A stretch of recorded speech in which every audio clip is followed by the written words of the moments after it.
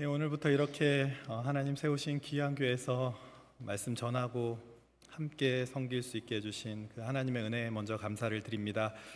주님께서 우리 사랑하는 아틀란타 중앙교회 기억해 주시고 풍성한 은혜로 채워주시고 그 은혜를 흘려보내는 귀하고 복된 교회가 되게 하실 줄 믿습니다. 저희 가족을 위해서도 잘 정착할 수 있도록 다른 소개보다 기도를 부탁드립니다.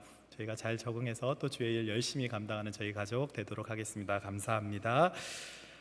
여러분, 어떤 복을 받으셨습니까? 어떤 복이 받고 싶으십니까? 사람들은 누구나 복 받는 것을 좋아합니다. 그래서 중국 사람들은 복이라는 단어를 거꾸로 붙여놓으면 복이 집으로 들어온다라고 생각이 돼서 정월 초하루가 되면 복이라는 글자를 거꾸로 집에 많이 붙여놓습니다. 가게에서는 돈을 거꾸로 붙여놓으면 돈이 들어온다라고 생각을 해서 돈을 거꾸로 붙여놓기도 합니다. 일본에서는 산사나 신사나 절에 가면 거기서 운세가 적힌 종이 쪽지를 뽑는데 거기서 좋은 말이 적혀 있으면 그걸 자기 지갑이나 수첩에 넣고 나쁜 말이 적혀 있으면 그걸 나무에 매달기도 하죠. 태국에서는 코끼리 상이 복을 준다라고 생각을 해서 그 코끼리 상을 선물로 주기도 합니다. 한국에서도 비슷한 일이 있죠. 한국에서는 새벽부터 이렇게 정화수를 떠놓고 새벽부터 그 정화수에다가 기도를 하고 그래서 복을 받기를 원할 때가 많이 있죠. 사람들은 왜 이런 행동을 하는 것일까요? 우리에게는 누구나 복을 받고 싶어하는 마음이 있기 때문에 그렇습니다. 사실 저도 복을 받고 싶습니다. 여러분 어떻습니까? 여러분 복 받기를 원하십니까? 별로 안 받고 싶어 하시는 분이 많이 계시는 것 같은데요. 혹시 복 받는 거 싫어하시는 분 계십니까? 안 계시죠? 오늘 본문에는 하나님께 복을 받은 사람이 등장을 합니다. 여러분 그 사람이 누구입니까? 아브라함입니다. 오늘 아브라함이 어떻게 하나님이 주시는 복을 받게 되었는지, 그리고 이런 복된 삶을 살기 위해서 오늘 우리가 해야 하는 일은 무엇인지를 잠시 살펴보며 은혜를 좀 나눠보려고 합니다. 여러분 먼저 오늘 본문 말씀은 어떤 말로 시작합니까? 우리 1절 말씀을 한번 함께 읽어보도록 하겠습니다. 함께 읽겠습니다. 시작. 여호와께서 아브라함에게 이르시되 너는 너의 고향과 친척과 아버지의 집을 떠나 내가 내게 보여줄 땅으로 가라. 아멘. 여러분 오늘 말씀이 어떤 말로 시작을 하죠? 노란색으로 칠해놨습니다. 여호와께서 아브라함에게 이르시되. 그러면 여러분 여호와께서 아브라함에게 이르시되라는 말에는 어떤 의미가 있을까요? 말은 그냥 하는 것이 아닙니다. 말을 할 때는 그 말을 듣는 대상이 있기 마련입니다. 먼저 말을 할 그 사람을 선택했다라는 말이 들어있는 것이죠. 그래서 여호와께서 아브라함에게 이르시되라는 말에는 여호와께서 아브라함을 선택하셨다라는 말이 들어있습니다. 그리고 말을 하기 위해서는 무엇이 필요합니까? 그 사람을 찾아가서 만나야 말을 할 수 있는 것이죠. 그렇기 때문에 여호와께서 아브라함에게 이르시되라는 말에는 하나님께서 아브라함을 선택하시고 아브라함을 찾아가셔서 아브라함에게 말씀하셨다라는 의미가 그 한 문장 안에 들어있는 겁니다. 여러분 이 말씀이 왜 저와 여러분에게도 중요하겠습니까? 이 말씀은 아브라함을 택하시고 찾아가셔서 말씀하신 하나님 아버지께서 지금 이 순간에도 창세전에 택하신 저와 여러분을 선택해 주시고 저와 여러분을 찾아와 주시고 저와 여러분에게 지금 이 순간에도 말씀하고 계시기 때문에 중요하게 되는 겁니다. 그러면 여러분 이렇게 하나님께서 아브라함에게 또 지금 우리에게 찾아오셔서 하시는 말씀이 무엇일까요? 우리 2절 말씀을 한번 함께 읽어보겠습니다. 2절 말씀입니다. 함께 보겠습니다. 시작. 내가 너로 큰 민족 내 이름을 창대하게 하리니 너는 복이 될지라. 아멘. 여러분, 하나님께서 뭐라고 말씀하셨습니까? 너에게 복을 주겠다. 네가 복이 되게 하겠다라고 말씀을 하십니다. 여러분, 히브리어로 복이라는 말은 크게 아쉬레라는 말과 바라크라는 두 가지 말을 주로 사용을 하는데요, 오늘 여기서 너에게 복을 주겠다라는 말은 바라크라는 말을 사용합니다. 이 바라크라는 말은 굉장히 능동적인 의미가 있습니다. 내가 너에게 반드시 복을 주겠다, 내가 너에게 직접 내가 가진 복을 주겠다라는, 그렇게 선포하는 내용이 들어있는 것이죠. 여러분, 이 같은 표현이 민수기 6장 24절에서 26절 말씀을 보면 대제사장의 기도문이 나옵니다. 여호와께서 내게 복을 주시고 너를 지키시기를 원하며 말씀하실 때도 이 바라크라는 단어를 사용합니다. 여러분, 그러면 이 바라크라는 단어, 이 말을 지금 우리는 어떻게 이해하면 될까요?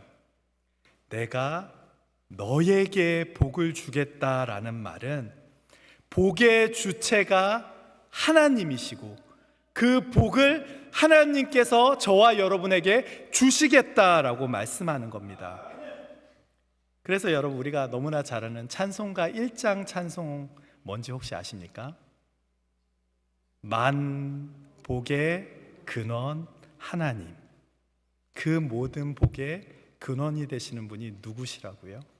하나님이다라고 우리는 찬양하지 않습니까? 복은 하나님이 주십니다. 그리고 주님께서는 지금 저와 여러분이 복이 되게 하시기 위해서, 복을 주시기 위해서 지금도 저와 여러분을 찾아오십니다. 그런데 문제가 무엇입니까? 이 세상을 살아가는 수많은 사람들이, 아니 크리스천조차 복의 근원이 하나님이시다라는 이 사실을 잊어버리고 살아갑니다. 복은 하나님이 주시는데, 만복의 근원은 하나님이 되시는데, 우리는 하나님을 찾는 것이 아니라 세상에서 자꾸 복을 찾으려고 하는 것이죠. 어떤 사람은 재물이 복이다라고 생각을 하고 더 많은 재물을 얻기 위해서, 어떤 사람은 명예가 복이다라고 생각을 하고 더 많은 명예를 얻기 위해서, 어떤 사람은 더 많은 권력이 복이다라고 생각하고 더 높은 자리에 가기 위해서 세상에서 복을 찾습니다. 그러나 여러분, 복은 세상에서 찾는 것이 아닙니다.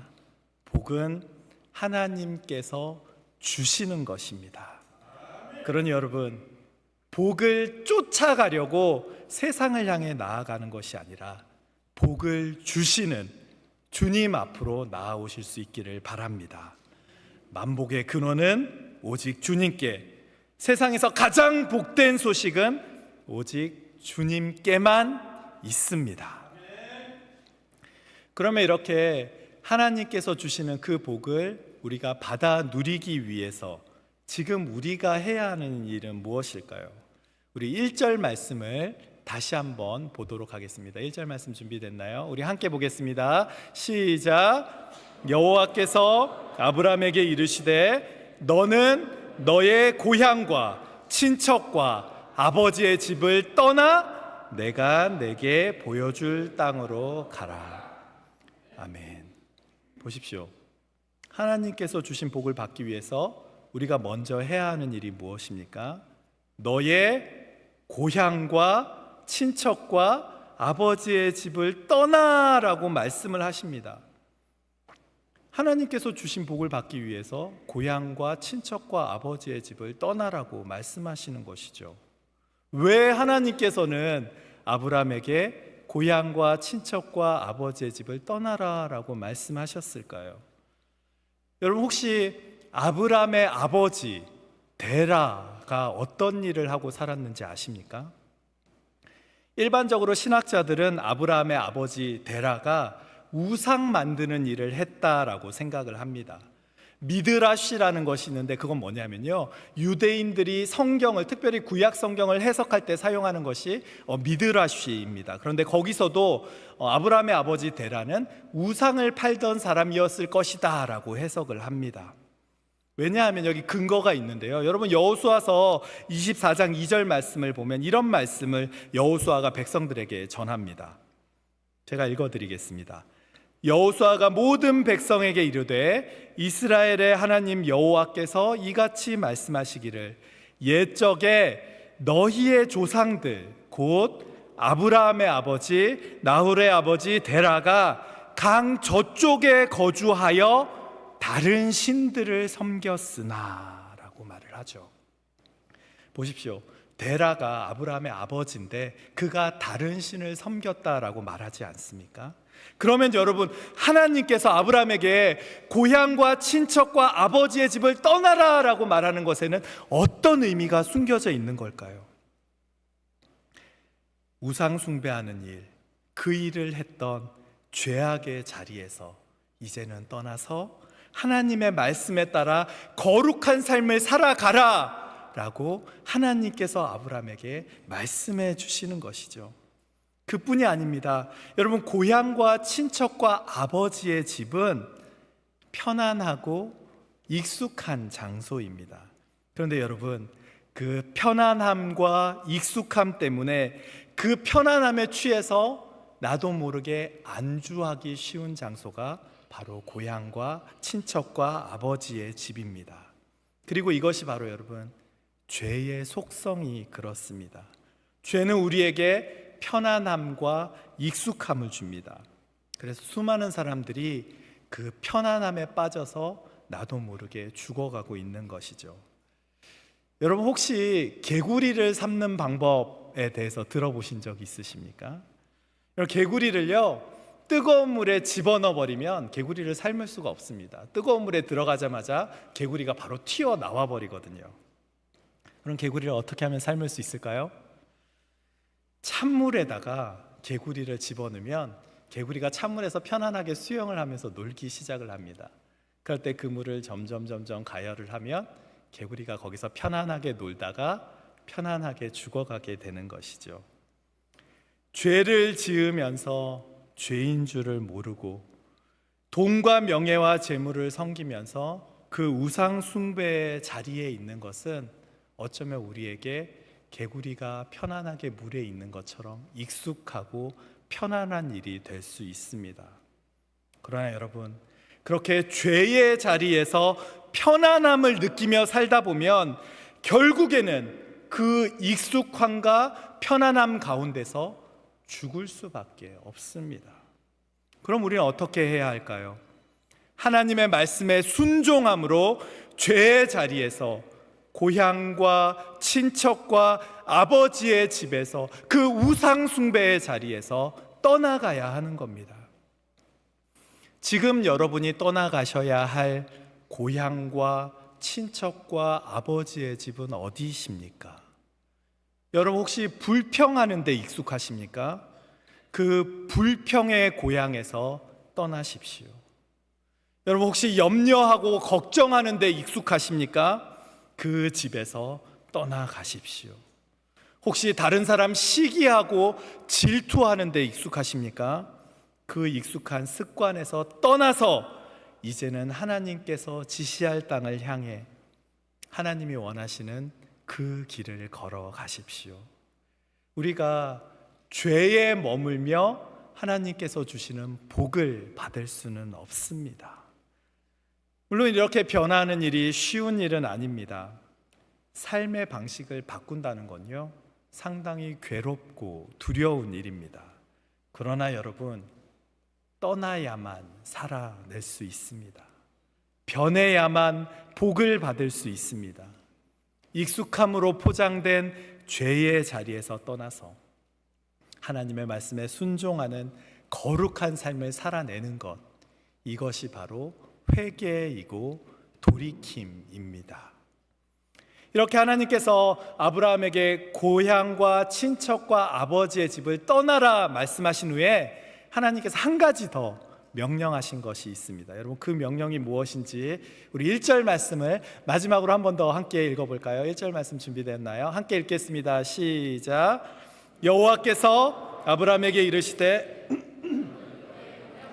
친척과 아버지의 집을 떠나 내가 내게 보여줄 땅으로 가라. 아멘. 여러분, 하나님께서 명령하신 것이 무엇입니까? 내가 너에게 보여줄 그 땅을 향해서 이제는 가라 라고 말씀을 하시는 것이죠. 여러분, 잘 보십시오. 이 말씀을 잘 보시면 내가 가고 싶은 땅을 향해 가는 것이 아닙니다. 하나님께서 보여줄 땅을 향해 가는 겁니다. 그런데 많은 사람들이 떠나기는 잘 떠났는데 하나님이 원하시는 땅으로 가는 것이 아니라 내가 가고 싶은 땅을 향해 걸어갑니다. 여러분, 민수기 13장에 보면 출애굽한 이스라엘 백성들이 12명의 정탐꾼을 가나안 땅에 보내고 나서 한 일이 있습니다. 10명의 정탐꾼들이 가나안 땅을 정탐하고 나서 이제 여호수아와 갈렙을 제외하고 나머지 10명은 가나안 땅에 대해서 악평을 하죠. 그 말을 들은 이스라엘 백성들이 어떻게 합니까? 울고 불고 난리를 치면서 우리는 그 땅에 갈 수 없다라고 막 소리를 치죠. 그리고 나서 그들은 가나안 땅에 들어가지 않고 결국 광야로 가게 됩니다. 하나님께서 약속하신 그 땅을 향해 걸어가지 않고 자기들이 원하는 길을 선택한 그 결과가 무엇입니까? 그들은 결국 광야에서 다 죽게 되지 않습니까? 내가 가고 싶은 길을 가는 것이 그 순간에는 좋아 보일 수 있고 그 순간에는 옳은 것처럼 보일 수 있습니다. 그러나 결국 그 길의 끝은 사망밖에 남는 것이 없습니다. 하지만 하나님께서 보여주시는 길을 걸어가는 것은 때로 그 길에는 어려움이 가득해 보이고 때로 그 길을 걷는 것이 참 두려워 보이기도 하고 때로 그 길을 걸어가는 것이 염려가 되고 걱정이 되기도 하지만 그 길의 마지막에는 영원한 생명으로 이어지는 길입니다. 지금 저와 여러분은 어떤 길을 걸어가고 계십니까?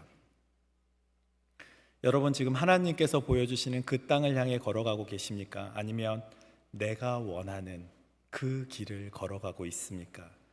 혹시 여러분, 하나님의 뜻으로 포장한 내가 원하는 그 길을 걸어가고 계시지는 않습니까? 하나님보다 앞장서지 말고 내가 가고 싶은 길을 걸어가는 것이 아니라 주님이 보여주시는 그 길을 순종함으로 걸어가십시오. 그것이 믿음이고 그것이 하나님이 약속하신 축복을 받는 방법입니다. 또 한 가지 우리가 이 말씀 가운데 기억해야 하는 사실이 있습니다. 여러분, 하나님께서 아브라함에게 가라고 하신 그 땅은 보여줄 땅인가요? 보여주신 땅인가요? 보여줄 땅인가요? 보여주신 땅인가요? 오늘 말씀을 보면 뭐라고 적혀 있죠? 보여줄 땅으로 가라라고 말씀을 합니다. 이 말은 뭐냐면 아직 하나님께서는 아브라함에게 어느 땅으로 가야 하는지 안 보여주셨다라는 말입니다. 아브라함은 지금 그 땅이 어디인지를 알지를 못합니다. 일단 고향과 친척과 아버지의 집을 떠나고 나면 그러면 내가 너에게 그 땅을 보여주시겠다라고 말씀하시는 것이죠. 여러분, 한번 어딘가 여행을 떠나거나 이사를 한다라고 생각을 해보십시오. 삶의 자리를 옮긴다라고 한번 생각을 해보세요. 그럴 때 우리가 참 여러 가지로 준비를 하죠. 이것저것 준비를 많이 하게 됩니다. 그런데 여러분, 어딘가 이사를 가고 어딘가 여행을 갈 때 가장 먼저 준비해야 하는 것이 무엇입니까? 어디 갈지 정하셔야 하잖아요. 목적지를 정해야 합니다. 어디로 여행지를 갈 것인지, 어디로 이사를 갈 것인지를 먼저 정해야 그 목적지를 향해 걸어갈 수 있습니다. 그런데 하나님은 어디로 가야 하는지를 알려주지도 않으시고 그냥 가라라고 아브라함에게 말씀하시는 것이죠. 보여준 땅이 아니라 보여줄 땅을 향해 걸어가는 것은 여러분, 그래서 괴롭습니다. 어디로 가야 하는지 모르거든요. 그래서 두렵기도 합니다. 그 땅을 걸어가는 것은 그래서 믿음과 용기가 필요합니다. 여러분, 그래서 히브리서 11장 8절 말씀을 보면 믿음으로 아브라함은 부르심을 받았을 때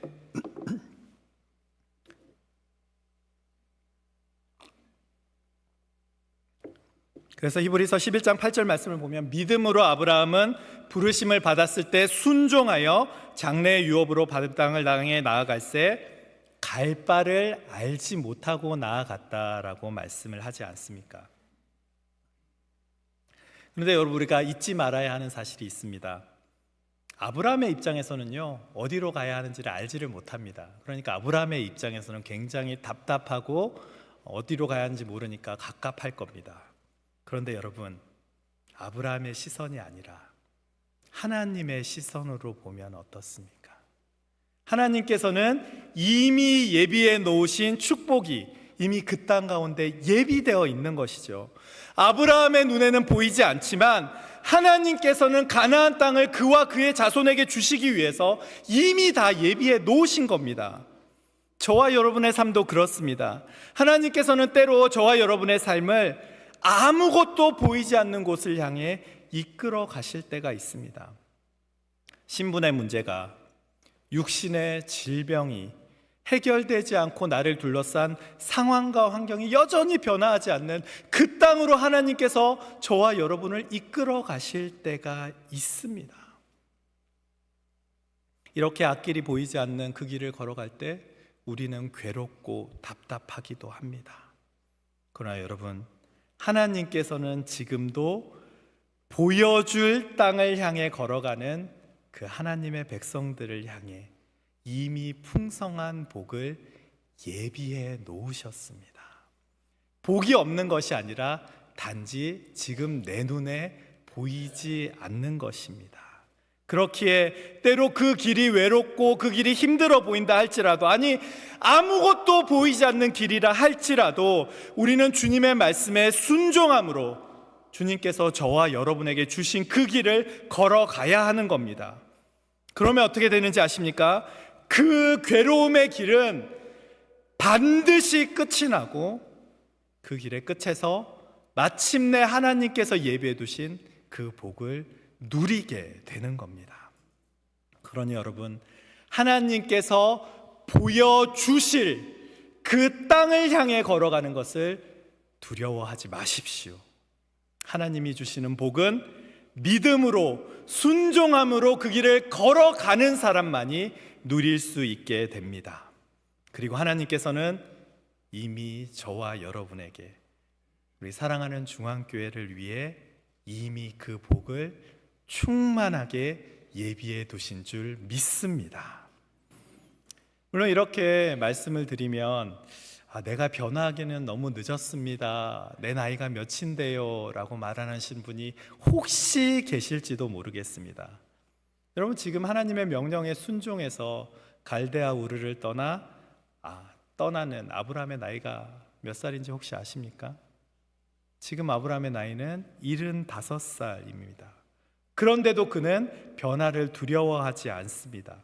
하나님의 말씀에 순종함으로 믿음의 한 걸음을 걸어가는 것이죠. 어떤 사람은 75살인데도 순종함으로 믿음의 한 걸음을 걸어가고, 어떤 사람은 20살인데도 변화하기를 두려워해서 돌이키지 않고 그 자리에 머뭅니다. 여러분, 우리가 잊지 말아야 하는 사실이 바로 여기에 있습니다. 여러분, 중요한 것은 나이가 아닙니다. 변화를 대하는 자세가 중요하고, 내가 하나님의 말씀 앞에서 어떻게 반응하는지가 중요합니다. 여러분은 지금 하나님의 말씀에 어떻게 반응하시겠습니까? 본토와 친척과 아버지의 집에, 내 익숙한 죄악의 습관의 자리에, 그 자리에 그냥 머물기를 여러분 선택하시겠습니까?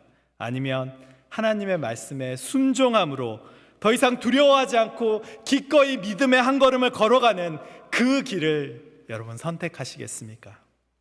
바라기는 저와 여러분이 아브라함처럼 본토 친척 아비집을 떠나 어딘지는 모르지만 지시할 땅을 향해서 걸어가므로 마침내 하나님께서 예비해 두신 그 축복을 풍성하게 충만하게 받아 누리는 그런 저와 여러분 되시기를 주님의 이름으로 축복합니다.